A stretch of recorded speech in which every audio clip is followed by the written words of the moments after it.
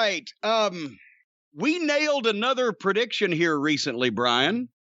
Some people, when they predict things, they come off like Nostradamus. But I come off like Nostradamus because I predicted that our favorite right-wing lunatic referee, old Drake Wuertz, down there in NXT, would be next to go, and he was. Thank you, Drake, for coming. We wish you well in your future endeavors at the school board meetings. That didn't take long, did it? Well, actually, now they're saying it did take long. Now people are writing articles about how much that they actually put up with from this guy before they fired him. Yeah, I mean, it hasn't taken long since we started talking about these stories of him. At this point, it wasn't like, I guess for a long time it was happening and it was kind of kept a little quiet. And then at some point he was just like, I'm going for it. I'm going to let everyone know. I'm going to predict right now, I'm predicting again, he's going to be in the news again soon. And I still think he's going to be in the newspaper for regular reasons, not wrestling website reasons.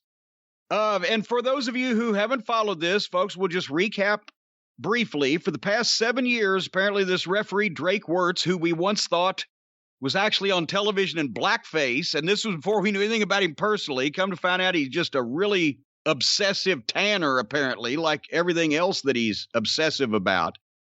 But this guy apparently started out in the wrestling business as a garbage deathmatch wrestler and had issues. Well, wow, who's ever heard of a garbage deathmatch wrestler having those issues? And he, as a result of getting over that, replaced his other addictions with a religious addiction, and now has gone completely fucking mental as a Trump sucker, a right-wing, anti-science, pedophile, conspiracy QAnon nut who has made news in the past few weeks for, among other things, showing up in all these city commission and school board meetings in Orlando in his NXT garb, or zooming in from the performance center, or skipping a TV taping to go and cut a wrestling promo on the county commissioners. And now he's like any other fucking no job, overtanned school board meeting going right-wing Florida fuckwit. He is unemployed. And I'd like to think that us calling attention to the fact that this guy is a fucking hostage situation waiting to happen might have done a little bit, but he apparently seems to have been calling enough attention to himself, including they've said that he's actually been browbeating some of the other talent that gets vaccinated or even gets a flu shot. He refused to wear masks when he was working in the performance center and setting up the ring right before one of their big outbreaks they had.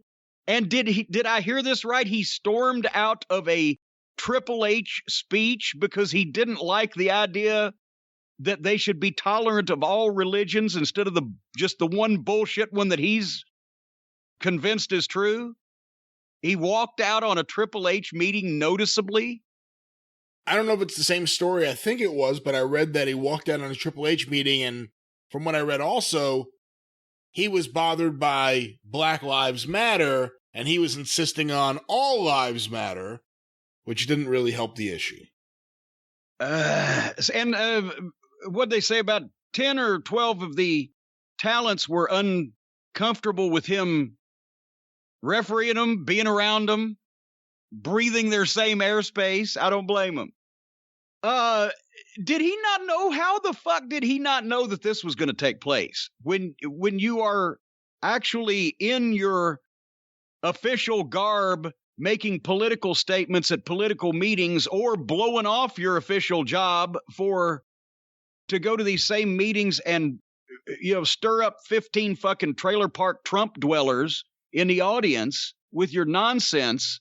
Because now we're hearing he's calling around, and not in a fit of pique, but in a fit of desperation. Please book me. Hey, he's having a mental breakdown in public. Do we want to bring that on board? What the fuck?